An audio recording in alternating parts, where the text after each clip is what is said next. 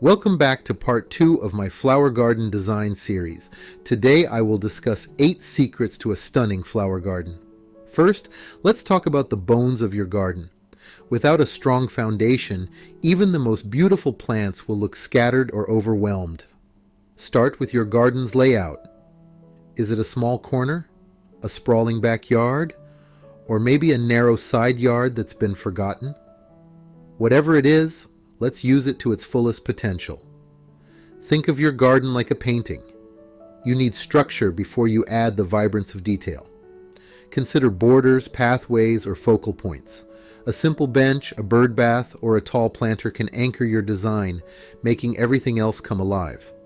When you're done here, you'll see how these small touches can transform a mess into a masterpiece. Now let's address a common concern.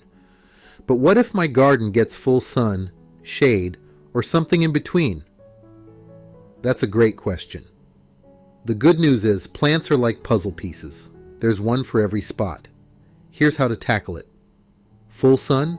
Think sunflowers, zinnias, or salvia. Bright, vibrant, and low maintenance. Full shade? Hostas, impatiens, and ferns will thrive and still make a big impact. Mixed light? Hydrangeas, daylilies, or begonias are your go-to plants. Before planting, don't forget to test your soil. Understanding whether it's sandy, loamy, or clay-heavy can make a big difference in what will thrive in your garden. Soil amendments, like compost or peat moss, can work wonders if your soil needs a boost of organic matter.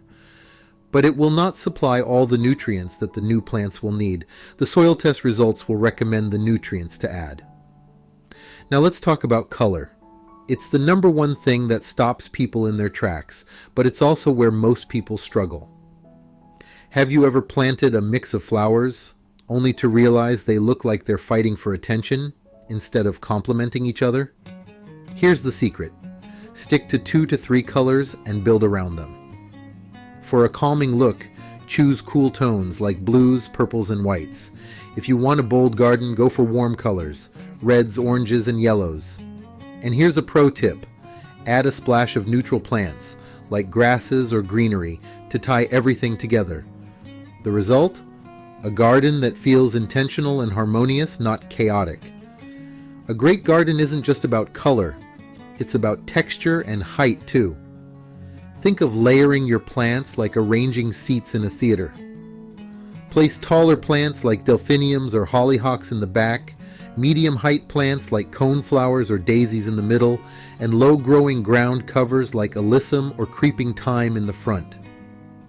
This creates depth and ensures every plant has its moment to shine. Mixing textures such as the feathery softness of ornamental grasses with the boldness of spiky agave can add a dynamic quality to your design. The contrast keeps your garden visually interesting. But what if you don't have time for a high-maintenance garden? That's the beauty of smart design. When you choose plants that suit your light and soil, you reduce the need for constant upkeep. You may want to also consider plants with low water requirements, resistance to insects and diseases, plants that don't require deadheading, and plants that deer will avoid. Here's a quick strategy to make weeds and work less of an issue. Use mulch. It keeps the soil moist, prevents weeds, and looks clean.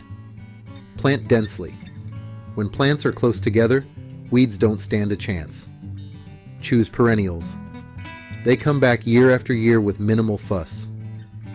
With these tips, your garden practically takes care of itself. Now this is where you get to play. A garden is more than plants. It's an extension of who you are. Add details that tell your story. Maybe it's a set of whimsical garden gnomes, a pathway of stepping stones your kids helped you place, or that old bench you repainted and gave new life. And if you want to take it up a notch, try mixing in vertical elements like trellises or arbors. They add height, structure, and a bit of drama, perfect for climbing roses, clematis, or jasmine.